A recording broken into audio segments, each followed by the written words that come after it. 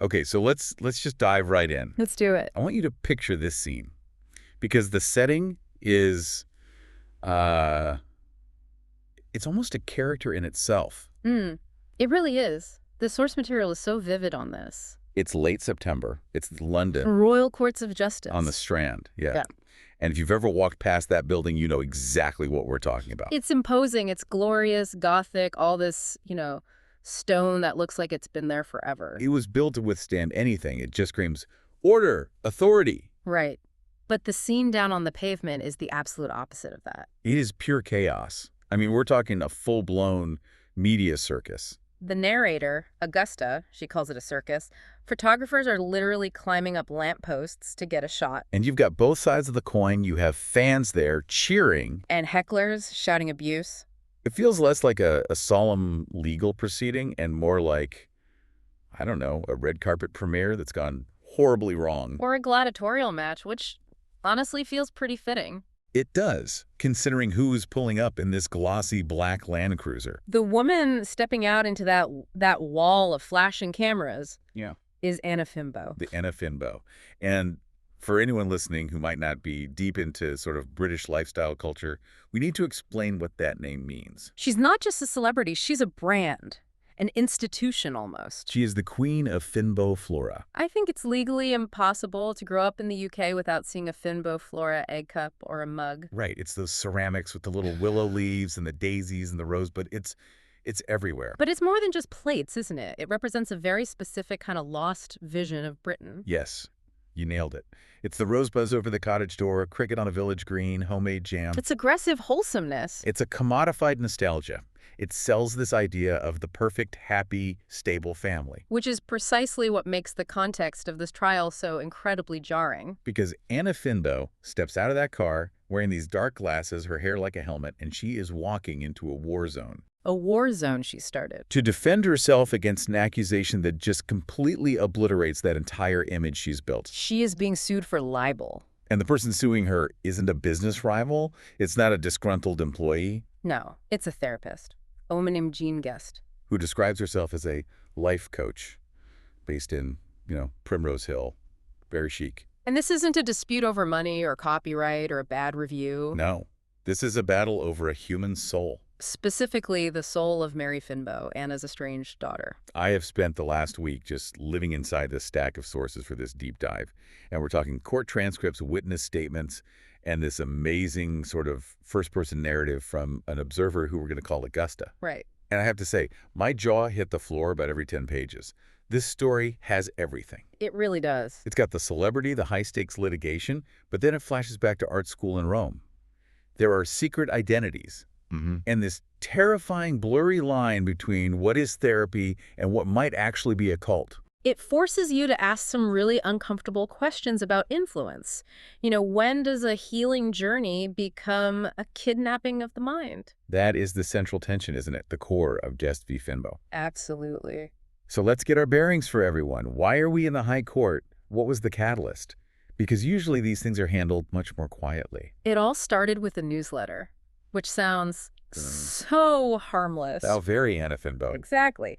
She sends out this weekly email called The Peony to millions and millions of subscribers. And usually it is exactly what you'd expect. Recipes for Earl Grey granita. Tips on how to organize traditional garden games, that kind of thing. Very on brand. Very, very safe. Usually.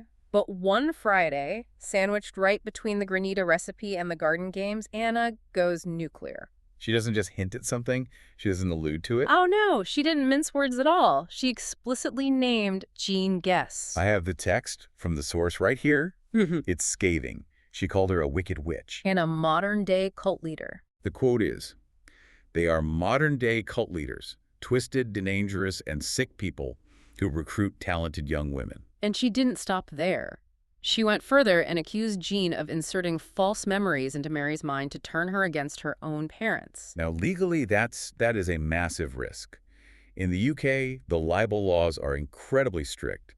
The burden of proof is on the defendant. Right. Jean Guest sued immediately for defamation. Her reputation was on the line. And this is where the legal strategy gets so fascinating and why we're all seeing this play out in public.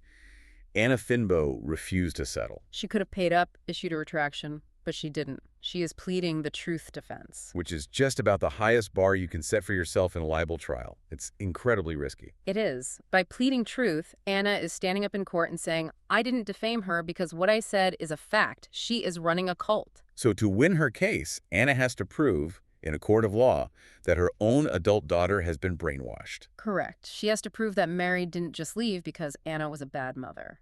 Which is the other possibility. Right. But that she left because Jean Guest is a predator. And that requires dragging every single skeleton out of the Finbow family closet and putting it on public display for the world to see. It's a scorched earth strategy. Absolutely. And watching all of this unfold from the public gallery is our narrator, Augusta. We're going to call her Gus, yeah. She's sitting there, hiding behind a water bottle, pretending to be just another spectator, a member of the public. But as we get deeper into the sources, we realize Gus isn't just an observer. Not even close. She is deeply, messily involved with both sides of this conflict. Gus is the key. She's the key to understanding the private history behind this very public trial. She's the one who sees the cracks in the facade because she's lived on both sides of the battle lines. So the mission for this deep dive is pretty clear. We need to unpack this incredibly blurred line between therapy and coercion. We need to understand how a mother-daughter bond, one that seems so close on the surface, can dissolve so completely that it ends up in the high court. And we need to figure out what Gus's duplicitous, complicated role is in all of this. I think the best place to start is with the legal arguments themselves, because they frame the entire narrative. You have two very, very different realities being presented in Courtroom 6. Okay, let's start with the claimant side. With Jean Guest, how is she presenting herself to the judge? Because like you said, based on Anna's newsletter, you'd expect someone looking, well, evil. If you were expecting a wild-eyed guru in robes, you'd be very disappointed. No flowing purple silks. No, Jean is the absolute picture of reasonable professionalism. She's represented by a barrister, Miss Ibrahim, who is very sharp, very precise. And Jean herself. She sits there in these modest navy crepe suits. She looks bookish. She looks like a harmless academic or, a librarian. It's the banality of evil aesthetic, maybe? Yeah. Or just pure banality? That's the defense strategy, isn't it? Normalize everything. Yep. Her entire argument is that she is a dedicated professional committed to something she calls psychological regeneration. Psychological regeneration?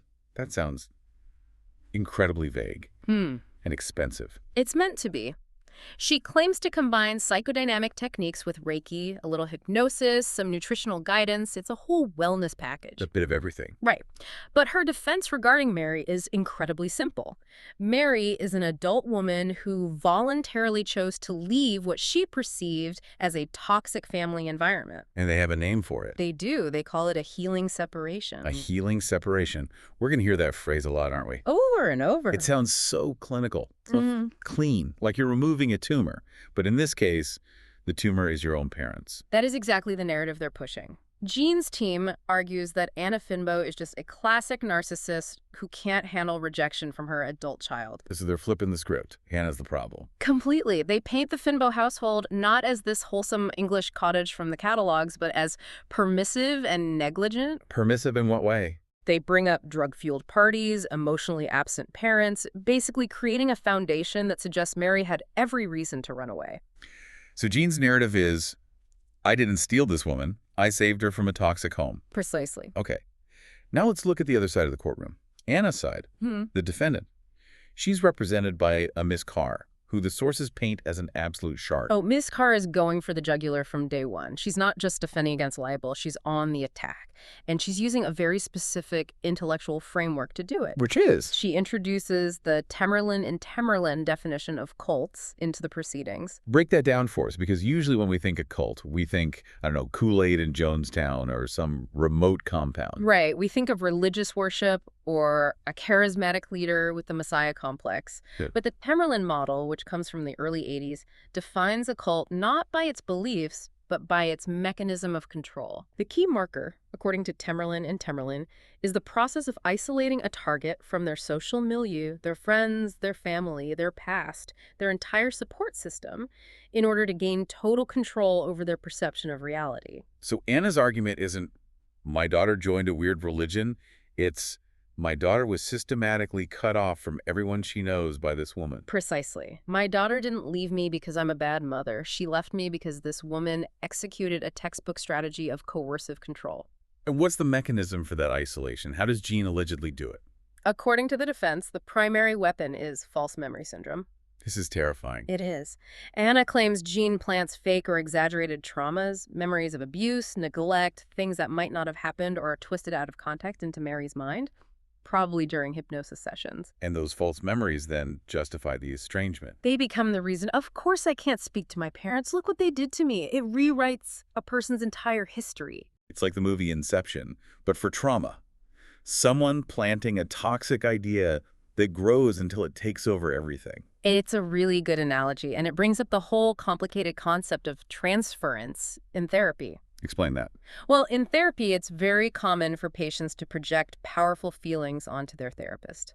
Feelings of trust, love, dependency. They see the therapist as an idealized parent figure. Okay, that makes sense. A good therapist recognizes this and manages it ethically. A bad therapist can weaponize it. They become the good parent, which automatically makes the biological parents the bad objects that must be discarded for the healing to work. And Anna is completely convinced this is what happened to Mary. She's betting her entire fortune and reputation on it. She's standing there in the witness box talking about how Mary used to hold her hand, this little thing they did, fingertips curled, their secret handshake, and now Mary won't even look at her in the courtroom. The grief is just pouring off her. But to really understand how Mary got to this point, how she went from being this glossy girl, Anna's daughter, to this estranged woman testifying against her own mother, we have to go back. We have to look at the origin myth, as Gus calls it. Exactly. We have to go to Rome, 2 years prior to the trial. This is where the story really, truly begins. And this is where we learn who Gus really is. She wasn't always Anna's housekeeper, spying on her. No, she was an aspiring ceramicist on a residency in Rome. Lonely, completely broke, and desperate to be part of something glamorous. The way Gus describes meeting Mary in the source material, it's like a scene from a novel. It's so charged. It's a bar in Trastevere. Mary is there with this whole entourage of art students. She's rich, she's loud, she's incredibly charismatic, the center of attention. And Gus is just sitting in the corner with a warm beer, pretending to read My Brilliant Friend, just watching them, an outsider looking in. There's a very distinct power dynamic from the absolute second they meet. Gus is the observer. Mary is the main character. Always. And Mary is an art student at this place called the Melrose Academy, and they need a life model for their painting class. And Mary just points at Gus and chooses her. I'll go with Gussie. That one sentence, it changes Gus's entire life. She's suddenly pulled into Mary's orbit. She becomes her muse, in a way. She sits for her painting classes. But these classes, they aren't just about art. This is where we see the first clear signs that Mary was deeply vulnerable long before Jean Guest ever got her claws in. We absolutely have to talk about the art teacher, Lawrence Melrose. Not a piece of work. He's awful. He's emotionally abusive. He's hypercritical. There's this one harrowing scene Gus describes. She calls it the shadow lines scene. Tell us about that. Lawrence is tearing into Mary's painting, telling her she's afraid of the paint, afraid of commitment, but then it gets physical. He's standing way too close, touching her face, massaging her temples. It's a total violation of boundaries. Completely. He tells her, you need stamina. And it's so menacing. Gus sees these marks on Mary's neck later that look like bruises. So Mary is already being broken down by these male authority figures. She might be rich and beautiful, but she's also insecure and just desperate for approval. She is prime real estate for a predator. Lawrence shatters her confidence, makes her feel small despite all her privilege. And then, into that vacuum, steps Jean Guest. But Gus meets Jean first, right? In the basement studio where Gus is working on her ceramics. Yes. And pay attention to how Jean introduces herself. She doesn't say, I'm a therapist. She frames herself as a wealthy art collector first. I have plenty of work to do, she says, implying she's there to buy things. She's positioning herself as a patron, someone with power and money. Right, and she completely charms Gus. She buys her dinner. She listens intently to all of Gus's problems. She validates her artistic struggles. It's the beginning of the grooming process. Yeah. And it's not just Mary who gets groomed, it's Gus too. Which leads to that incredibly uncomfortable, deeply weird scene in Jean's apartment in Rome. Okay, the bath scene. The bath scene. Jean invites Gus over, supposedly for a party, but then conveniently cancels all the other guests at the last minute. So it's just the two of them. Just the two of them. Jean sees that Gus is in pain from menstrual cramps, and she insists, absolutely insists, that Gus take a bath in her apartment. It gave me the creeps just reading it. It's such a profound breach of boundaries. Get in my bath, here's a glass of wine. It's disguised as maternal care, but it's really about control. It's about stripping Gus down, literally and metaphorically, to her most vulnerable state. Exactly. And while Gus is in this vulnerable position, what does Jean do? She conducts an informal therapy session, the word association game. Oh, this was chilling to read. Jean just reads out these loaded words: father, work, abuse. And Gus has to answer instantly with the first thing that comes to her mind. Jean is mining for trauma. She's like a psychic surgeon looking for the wound. And she finds Gus's weak spot almost immediately. Her parents, the religious trauma, the feeling of only being valued if she's useful. Jean zeroes in on that. But then there's the pivot. Jean isn't just interested in Gus for her own sake. No. She's interested in Mary. She knows Gus is modeling for Mary Finbow. She knows the Finbows are wealthy.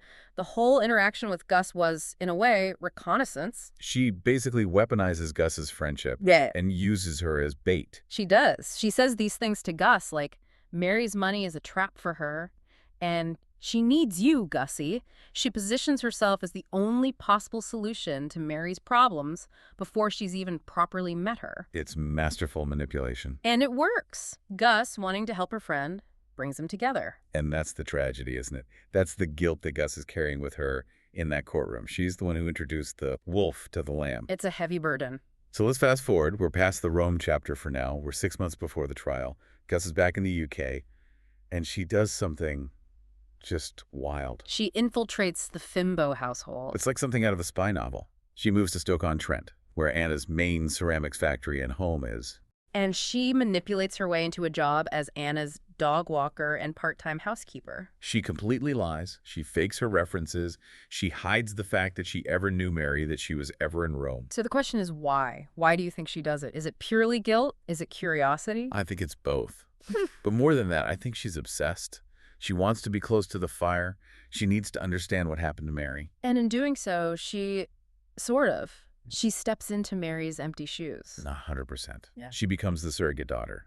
Gus describes Anna's house, this cathedral-sized kitchen, perfect family photos on every surface. But it's empty. It's a facade. Completely empty. Right. Anna's just rattling around in this huge, lonely house. She's drinking too much wine, scrolling through legal documents on her laptop, just consumed by fear and grief. Anna's grief is so palpable in this section. She uses that incredible Russian doll metaphor to describe losing a child to estrangement. Oh, that was heartbreaking. She says it feels like being hollowed out because your child is always nested inside of you, and when they're gone, there's just this void. It's a beautiful, devastating description of enmeshment. And who is there to start filling that hollow space? Gus. Gus. She drinks wine with Anna at night. She listens to her rants against Jean Guest. She comforts her. Anna even says to her at one point, "You remind me of her." It's so twisted. Gus is getting the maternal attention she always craved, but it's under completely false pretenses. But Gus also sees the ugly side of Anna's fight. This isn't just a grieving mother. This is a woman preparing for war. She sees the mechanism of it. Anna hires a private investigator to spy on Mary's camp. She hires a psychiatrist, an independent expert witness, to prove that Mary is mad. That quote is just, it's so ironic. Anna says, "I'm not implying she's mad. I'm proving it." It shows the depth of her desperation, but also her incredible need for control. She cannot accept that Mary might have validly chosen to leave her. It has to be madness. It has to be coercion. Because the alternative is that she failed as a mother. Which is unbearable for her. And then comes the breaking point for Gus. The moment she realizes she's in too deep. The perfume tin. This is pure, raw obsession. Gus is cleaning, and she finds a little tin of Mary's old solid perfume in a drawer. Something from her childhood. And she steals it. She steals it. She keeps it in her pocket like a talisman, sniffing it. It's her secret connection to the girl she knew in Rome. And Bonamy, Anna's husband, almost catches her with it. It's a close call. But that night is when everything unravels. Bonamy comes home, and he's visibly shaken. He's seen Mary. In person. In person. At a tube station in London. A chance encounter. This is heartbreaking. He sees his daughter on the escalator. He tries to talk to her, just babbling about the dog and the business, a father desperate to connect.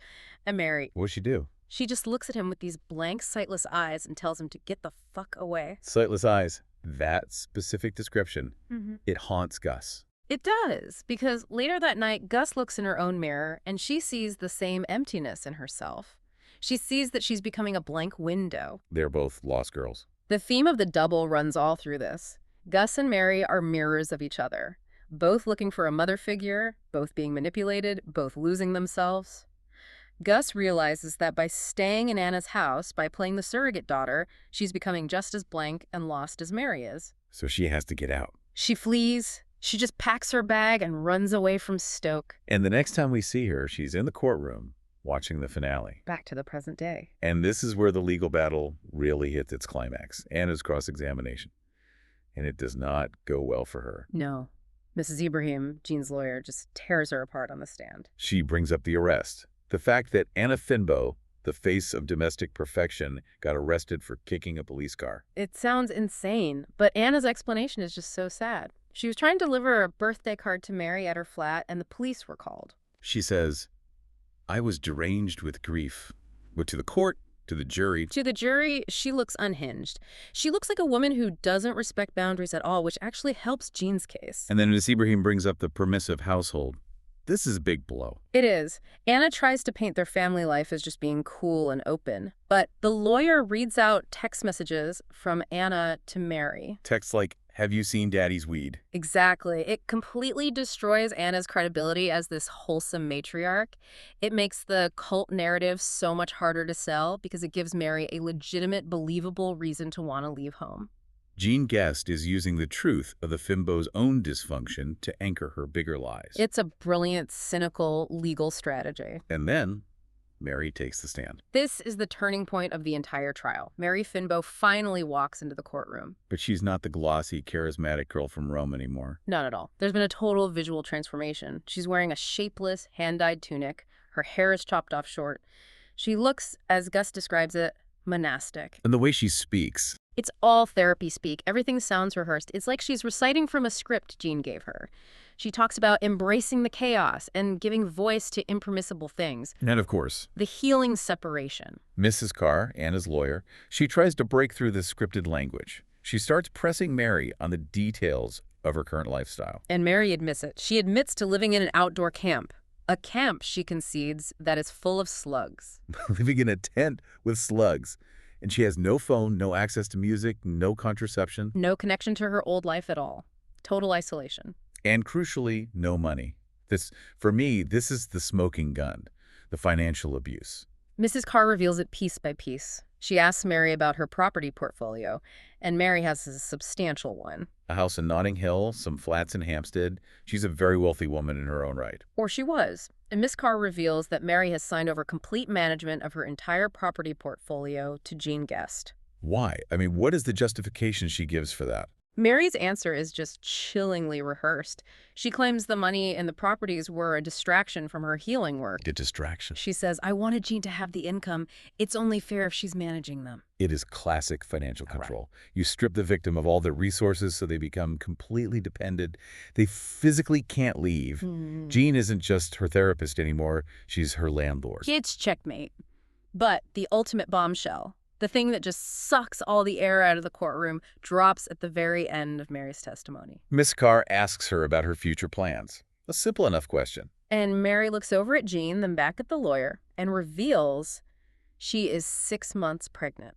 The gasps in the gallery must have been deafening. I mean, you can just imagine it. It changes the stakes entirely. In a single moment. It's not just about Mary's mind or Mary's money anymore. Jean Guest will now control the next generation. Anna's grandchild. And Gus, watching from the gallery, she realizes it in that instant. This was always the end game. Jean has always wanted a daughter. She tried to mother Gus in Rome and failed.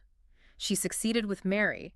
And now she's going to have a baby she can mold from birth with no interference. It's the ultimate victory for Jean. She hasn't just stolen a daughter. She's secured an entire lineage. And Anna Finbow has lost everything. So, okay.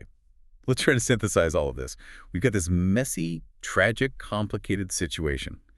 In the end, who is actually telling the truth in Guest v. Finbow? That's the whole problem, isn't it? Everyone is telling a truth, their own version of it. How so? Well, Anna is, on some level, telling the truth. She's right about the cult-like behavior, the isolation, the parroted language, the financial control.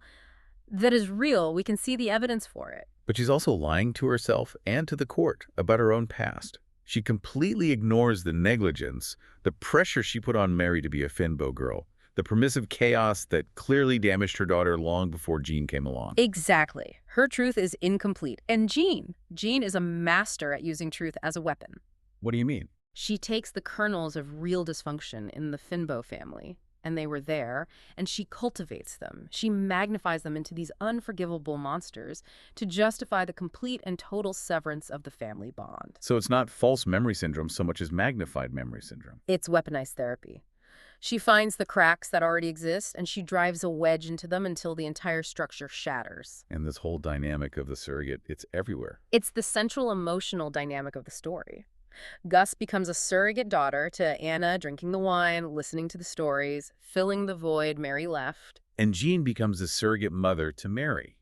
She provides the structure and attention Mary was missing. It's this tragic cycle of women looking for what they lack in their own families and finding these twisted, transactional replacements for it. And the ambiguity of consent is what makes this so difficult, legally and morally. Mary stands up in court and says she's happy. She says, "I chose this life." Can a healing separation ever be truly valid if it involves signing over your entire fortune? Can you really give consent when your reality has been so systematically reshaped by someone in a position of immense power over you? That's the million-dollar question the court has to answer. A multi-million-dollar question in this case. And Gus. Yeah. What about Gus? She's just left holding the pieces of this whole mess. Yeah. She mentions a scanned photograph at the very end of her account, a Polaroid from Rome. Yes, the quartz inversion. It's a ceramics term. Explain that. Gus talks about how when you fire clay in a kiln, at a certain temperature, the quartz molecules fuse. They undergo an irreversible change. The clay becomes ceramic. It can't be changed back into soft clay ever again. And that photo. That photo represents the time before the inversion, before everything hardened into these tragic permanent roles, before the lawsuit. Mary is in the photo, looking glorious and young. Gus is there, holding her knee. It's evidence that they were happy once, that their friendship was real, before the lawyers, before the healing, before all of it. And Gus is left wondering, why she really fled Anna's house? Was it just about being caught with the perfume tin? Or was it the chilling realization that she was becoming a blank window, just like Bonamy described Mary? She saved herself from being completely consumed by the Finbow tragedy, but she can't look away. She's still haunting the courtroom, watching it all burn down. So here's the thought I want to leave everyone with, because it's the one I can't shake. If Mary Finbow is, by her own account, truly happy living in a camp with slugs and giving her millions to Jean Guest, does the law actually have the right to intervene? It's a tough one. At what point does bad therapy or unconventional lifestyle choice become a crime? And is Anna Finbow, in the end, a hero for speaking out and risking everything to save her daughter?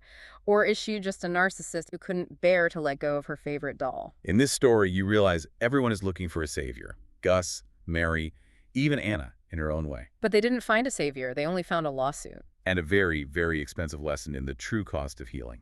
That's all for this deep dive. Thanks for listening.